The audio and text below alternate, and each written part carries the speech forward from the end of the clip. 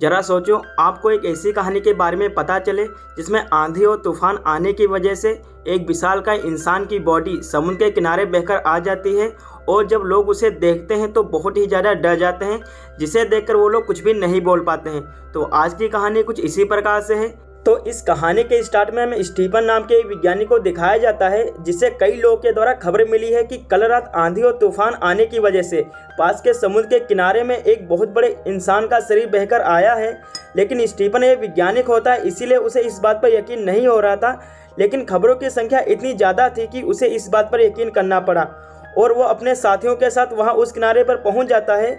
और उस किनारे पर पहुंचने के बाद उसे अपनी आंखों पर विश्वास नहीं हो रहा था, क्योंकि उस इंसान का शरीर इतना बड़ा और विशालकाय था कि उसकी सही उम्र पता लगा पाना सबके लिए नामुमकिन हो रहा था। लेकिन उसके चेहरे की बनावट से लग रहा था कि यह इंसान बहुत ही शांत स्वभाव का नौजवान रहा होगा। और उसके शरीर और आकार को जांचने के बाद स्टीफन को इस बात पर यकीन हो गया था कि इसकी अपनी दुनिया सच में कितनी विशालकाय होगी। इसके बाद कुछ लोग एक एक करके उसके शरीर पर चढ़ने लगे थे और वह साइज में इतना बड़ा था कि बच्चे उसकी छाती पर खेल रहे थे और कई लोग तो उसके नाक कान पर चढ़ उतर रहे थे।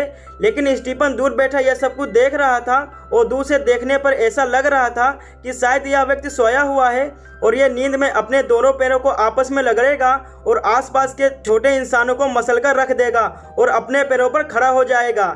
लेकिन जैसे जैसे शाम होती गई उस इंसान का आकर्षण कम होता गया और स्टीफन भी बाकी लोगों के साथ अपने घर चला गया। और 3 दिन बाद स्टीफन दोबारा आया और 3 दिन बाद भी स्टीफन की नज़रों में वो इंसान अभी भी जिंदा था। लेकिन आज समुद्र के किनारे लोगों की संख्या थोड़ी सी कम है, लेकिन बच्चे अभी भी उसके शरीर पर खेल रहे हैं और कुछ लोग प्लान बना रहे हैं कि इसके शरीर को किस तरह से काटें जिससे कि सड़ने से पहले इसका अंतिम संस्कार किया जा सके। और अगले दिन स्टीफन जानबूझकर दोपहर के बाद जाता है, इस उम्मीद में कि वहाँ पर पहले से कम लोग होंगे। और आज वो इस शरीर पर कुछ नोटिस करता है और वहाँ देखता है कि समुद्र के खारे पानी में ज़्यादा रहने की वजह से और टिश्यू की फूलने की वजह से वह इंसान पहले से कम जवान दिखने लगा था और उसकी लाश धीरे धीरे सड़ने लगी थी, जिस वजह से स्टीफन पहली बार उसके शरीर पर चढ़ने की हिम्मत करता है। और उसके शरीर पर चढ़ने से स्टीफन को यह एहसास होता है कि इस व्यक्ति ने अपने आखिरी पलों में कितना दर्द सहा होगा।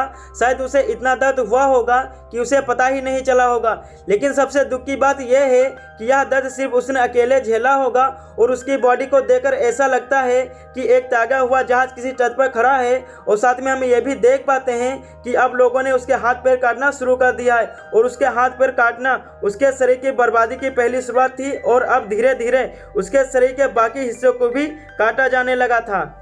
याद देखकर स्टीफन को लगता है कि इतना विशालकाय शरीर होने के बावजूद भी जो इसके शरीर का अपमान हुआ है, इससे यह जाइंट मुझे अब इंसानों जैसा लगने लगा, कमजोर और लाचार, जिस वजह से आसपास के छोटे इंसानों में इसके प्रति कोई भी डर नहीं है। इसीलिए वो लोग बिना डरे इसके शरीर पर तरह तरह के आकृतियाँ बना रहे हैं और इसके शरीर की काट छांट कर रहे हैं। और स्टीफन को तब थोड़ा सा सुकून मिला जब उसने देखा कि इसका सिर हटा दिया गया है, जिससे अब उसके चेहरे की मासूमियत और बेबसी किसी को दिखाई नहीं देगी। और कुछ दिनों बाद अब उसके शरीर में कोई भी इंसानों जैसी बात नहीं रही और उसके शरीर की आखिरी निशानी खत्म होने के बाद दर्शकों की दिलचस्पी भी उस पर खत्म हो गई थी, मानो कि लोग इस घटना को भूल सा गए हों। और अब इस घटना को कुछ महीने बीत जाते हैं और अब लगभग जाइंट को भुलाया जा चुका है। लेकिन शहर में जगह जगह पर उसके शरीर के हिस्से देखने को मिल जाते थे, जिसमें ज़्यादातर हड्डियाँ थी, जिसे इंसानों ने सजावट के लिए लगा रखा था। और जगह जगह पर उसके छोटे छोटे अवशेष भी मिल जाते थे, मानो कि वो इंसानों से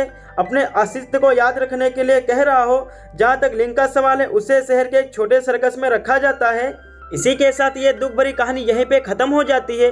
अगर आप लोगों की मेरी एक्सप्लेनेशन वीडियो पसंद आई है तो आप लोग वीडियो को लाइक कर दीजिए और चैनल को सब्सक्राइब कर लीजिए। और वीडियो को पूरा देखने के लिए आप लोगों का बहुत बहुत धन्यवाद।